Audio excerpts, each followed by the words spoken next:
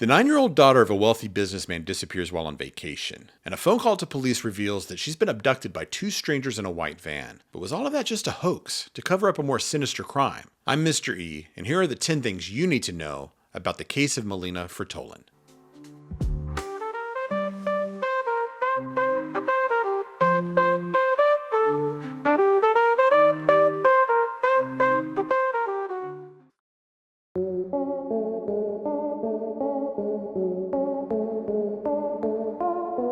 Melina Frattolin was just 9 years old. She lived in Montreal with her mother, who had full legal custody after separating from her father in 2019. She has been described as being a bright, cheerful, and creative child who loved to draw, had a joyful spirit, and was quick to laugh. On her father's company website, he described her as being the light of his life and his inspiration for everything. On July 11, 2025, Melina and her father, Luciano Frattolin, entered the United States for a planned vacation. Even though her mother has had full custody since they separated in 2019, they went on the trip with her consent. They began their 10-day vacation, traveling through Connecticut and New York City, before ending their trip near Lake George, a popular destination known for its small-town charm. On July 19th, surveillance caught Melina and her father at a Saratoga Springs restaurant at around 5:30 p.m. And then at 6:30 p.m., Melina called her mother in Montreal and seemed fine. She didn't sound distressed and talked about how they would be heading home soon. And then, at about 9:58 p.m. that night, Luciano called 911 from the Northway near exit 22, claiming Melina had been abducted.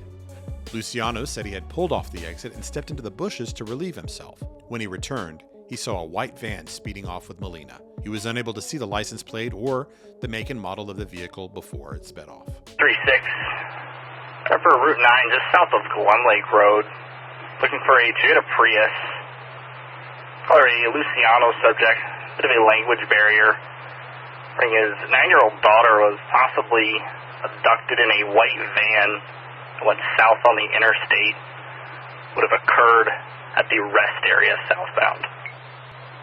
He was pulled over on Route 9 just south of Glen Lake Road. He was attempting to report to our station. Receive, could you advise the Wilton troopers? An Amber Alert was issued at 1:30 a.m. describing Melina as 5 feet tall, around 100 pounds, and wearing a black and white striped shirt, light-colored shorts, and white Adidas sneakers. The Amber Alert also described a white van with 2 unknown males. What was it? Was there a description of that van? Just a white van. That female was taken approximately 15 minutes ago. We believe it was the exit 22 rest stop. They stopped for a bathroom break. For her first name is Melina. 36, can you just inquire if it was like a panel type thing, or if there was windows or a minivan? 36 to 17, he believes there might have been some windows on the side, white or like an off-white color. Received last known direction was south at exit 20. He believes they stopped at the exit 22 rest stop. They were heading northbound to head back to Canada, and they swapped around to go to the bathroom, and they were southbound when she was taken from there. Over the next several hours, a multi-agency response was launched across New York, including K-9 units, rangers, drones, and law enforcement in both Essex and Warren counties. Highway signs and social media alerts promptly alerted the community. Although investigators initially took Luciano's story seriously, the evidence that emerged didn't support his narrative. They couldn't find any surveillance video, phone records, or signal mapping to support his claim. It also became clear through GPS cameras and receipts that the story about him stopping or seeing a white van never happened. There simply was no evidence of a white van or 2 men on any of the traffic cameras or eyewitness accounts. In later interviews, Luciano added new details not originally reported in the 911 call and changed the abduction time from the original 9:58 multiple times. These inconsistencies in his timeline raised major red flags. Quickly realizing that Luciano's story wasn't adding up, they expanded the search using cell phone tracking data and license plate readers to focus on an area over 40 miles northeast of Lake George in a remote area of Ticonderoga.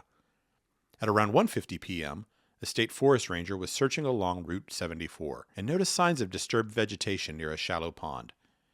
After a closer inspection, the ranger found Melina's body hidden under a log in just 3 feet of water. She was pronounced dead at the scene.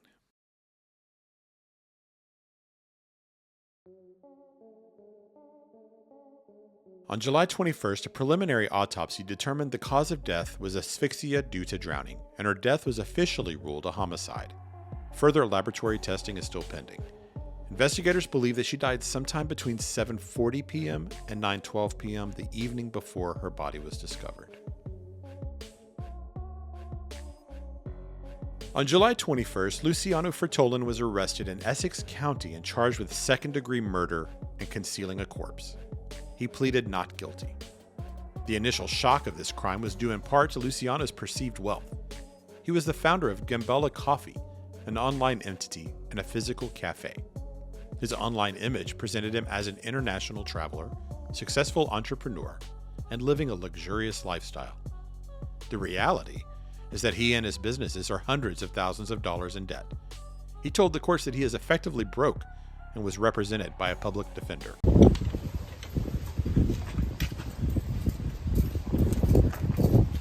Mr. Frattolin, do you have anything to say? Do you have anything to say about these charges? The New York State Police and our partners is currently investigating the homicide of Melina Frattolin. I want to remind everyone that this is an ongoing investigation, and this information is preliminary and subject to change. On Saturday, July 19th, 2025, at approximately 10 o'clock p.m., Warren County 911 received a call from a man reporting his 9-year-old daughter missing with a possible abduction in the area of exit 22 of I-87 Northway in Lake George.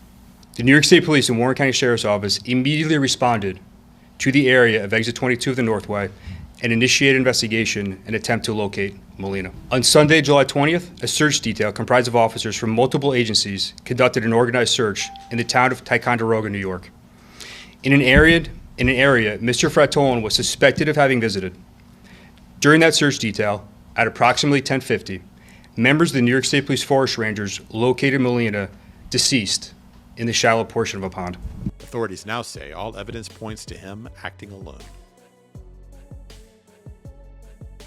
Police have retraced Luciano's path on the I-87 Northway from exit 28 through exit 20. They've spent considerable time searching the stretch of highway for any potential evidence and seeking dashcam footage from anyone that may have been in the area that night.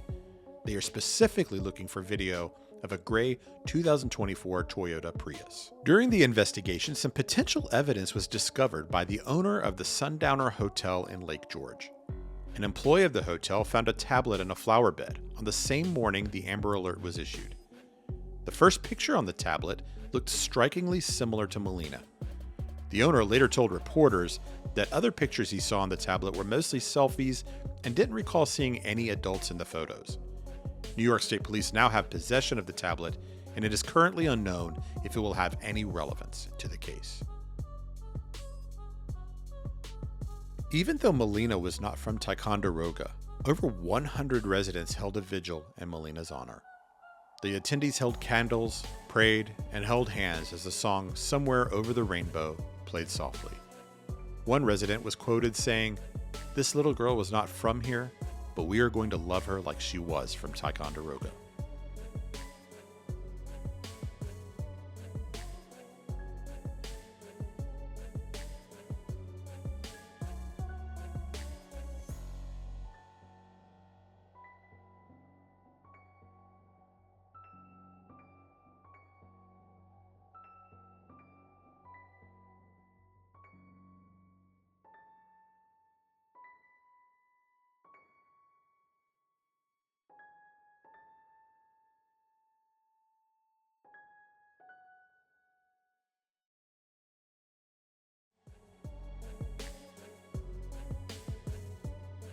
The mother, the family, the entire community, they're filled with grief right now. And they have a lot of unanswered questions. I mean, how did this beautiful father-daughter trip through New England turn into such tragedy? One minute she's out to dinner with her father, she's talking to her mom on the phone, everything is fine, and then she's just gone. So what happened on July 19th? Was this some kind of accident? Was there a fit of rage?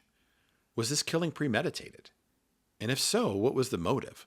Was it the financial pressure? Was it a custody issue? What are your thoughts on this? Leave those in the comments below. I'm Mr. E, and we'll see you next time.